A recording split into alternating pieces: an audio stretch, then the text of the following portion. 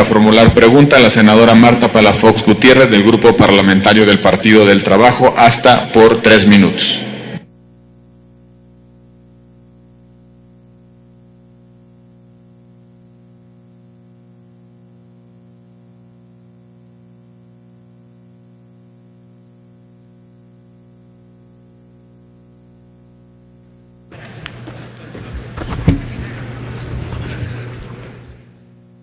Con su permiso, señor presidente. Señor secretario, sea usted bienvenido al Senado de la República. Es usted, licenciado Aurelio Nuño Mayer, el responsable de una de las secretarías más trascendentes del Gobierno de la República. Ocupa usted el despacho donde hombres visionarios como José Vasconcelos, Jaime Torres Bodet, Agustín Yáñez, Jesús Reyes Heroles, entre otros, aportaron su mejor esfuerzo en beneficio de la educación de los mexicanos. Mi primera pregunta es, ¿qué se siente ocupar un puesto con tanta responsabilidad como es el de la educación y a qué lo compromete? Jesús Reyes Heroles decía, refiriéndose a los maestros, que ellos son fuente de cambio y transformación y tienen todo para seguir siéndolo en el futuro. El presidente Enrique Peña Nieto dijo en su informe que de las 13 reformas estructurales impulsadas por su gobierno y el Pacto por México, la reforma educativa es la más importante y no hay reforma educativa sin maestros. Señaló el presidente, en la aplicación de la reforma estamos trabajando de la mano con el magisterio. Las maestras y los maestros de México son y serán los protagonistas de la transformación educativa. Y yo pregunto si es suficiente la evaluación de los maestros para elevar la calidad de la educación. Se lo pregunto porque para la educación se necesitan condiciones adecuadas en infraestructura educativa, equipo, servicios de salud, sobre todo de salud, que es un tema al que poco se le ha prestado atención en las escuelas. El de los bebederos de agua potable que aquí ya comentó una senadora, es cierto. El Senado propuso y la Cámara de Diputados autorizó un presupuesto para los bebederos de agua potable desde el presupuesto del año anterior, pero el asunto es que ahora está el presupuesto para los bebederos, que no sabemos si aplicó o no. El asunto es que no hay agua potable en la mayoría de las escuelas. Usted lo sabe o lo va a saber, hay regiones en nuestro país donde ni siquiera se cuenta con un salón de clases o sus pisos son de tierra. Los baños son inexistentes y contar con agua potable es una ilusión. Recientemente, en una entrevista con una conductora de televisión, dijo usted que diario está trabajando y visitando una escuela y que platica mucho con los maestros. Le pregunto, señor secretario, si ha constatado lo que aquí señalo o mi diagnóstico es erróneo. Uno de los anuncios más relevantes del informe del presidente Enrique Peña fue la quinta medida de 10 a las que se comprometió, donde dijo que se pondrá en marcha la mayor renovación de infraestructura educativa, ya que, según el presidente, las escuelas deben estar en el centro del sistema educativo nacional. Preguntaría, señor secretario, ¿qué significa la emisión de esos bonos de infraestructura educativa en la Bolsa Mexicana de Valores? Usted habló de convenio con entidades federativas con recursos de hasta un 20% del Fondo de Aportaciones Múltiples del ramo 33. Dicen que no es deuda y que se podrá contar con recursos de más de 50,000 millones de pesos destinados a mejorar la infraestructura educativa.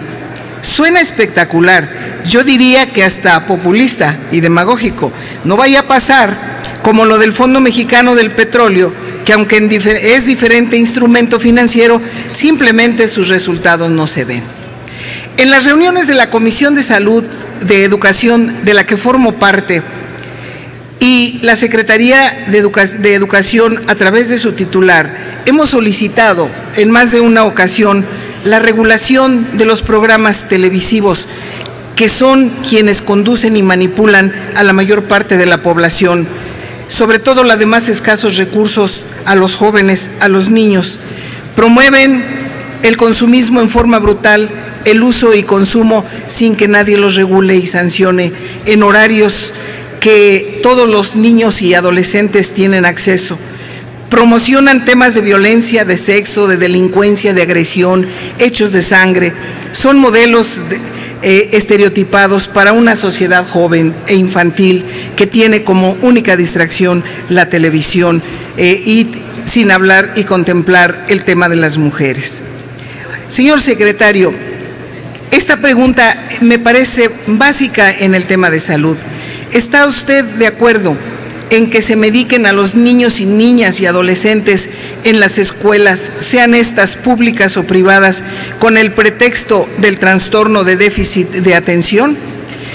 Y finalmente, otra pregunta que seguramente usted sabe, que se distribuyeron a través del gobierno federal millones de plasmas televisivos a través de la Secretaría de Comunicaciones y Transportes. Mi pregunta es si se les acompañó con algún proyecto educativo, cultural, preventivo en lo social, o fue meramente populismo electoral. Por su respuesta, muchas gracias. Proceda, señor secretario, con sus respuestas. Muchas gracias, senadora Palafox, por sus preguntas y sus comentarios. Primero, déjeme decirle que sin duda ser secretario de Educación Pública de este país es un gran honor, un honor que tomo con mucha humildad, pero también con mucho ánimo de saber que se puede estar en una de las posiciones que más bien y mayor transformación puede hacer por nuestro país. Sobre el tema de la evaluación que comentaba, déjeme aquí ser muy claro. La evaluación, sin lugar a dudas, es uno de los temas fundamentales de la reforma educativa, pero no es el único, ni es el más importante. Es un elemento fundamental, pero existen otros elementos clave, como por ejemplo el poner a las escuelas en el centro del sistema educativo, como lo mencionaba hace un momento, y darles mayor autonomía de gestión. Y sobre las evaluaciones, y quiero aprovechar su pregunta para hacer esta precisión porque creo que se ha prestado a confusiones. Las evaluaciones no están diseñadas, ni están hechas, ni las está implementando este gobierno para afectar a los maestros. Todo lo contrario. Las evaluaciones están hechas para ayudar a los maestros. Las evaluaciones son un método que nos permite saber en qué están haciendo bien los maestros y en qué deben de corregir. Y a partir de eso, los maestros tienen el derecho y nosotros la obligación de dar la formación profesional docente, la formación continua adecuada, en lo cual vamos a estar trabajando. Y por cierto, en el presupuesto a estos rubros hay un incremento de más del 100%, ya que es clave la capacitación que podamos dar a los maestros. De igual manera, las evaluaciones, y aquí lo quiero decir, como lo establece la ley, deben de tomar en cuenta las diferencias regionales y socioculturales que tiene nuestro país. Eso está en la ley, artículo 68, fracción sexta de la Ley del Servicio Profesional Docente. Y finalmente, a los maestros que les vaya bien en la evaluación, les va a ir bien económicamente. De la reforma educativa se desprende un programa de incentivos que a los maestros que les vaya bien a lo largo del tiempo podrán ganar hasta 180% más y en las zonas más alejadas hasta 220% más. Y simplemente para concluir, en mi intervención anterior expliqué el mecanismo de cómo van a funcionar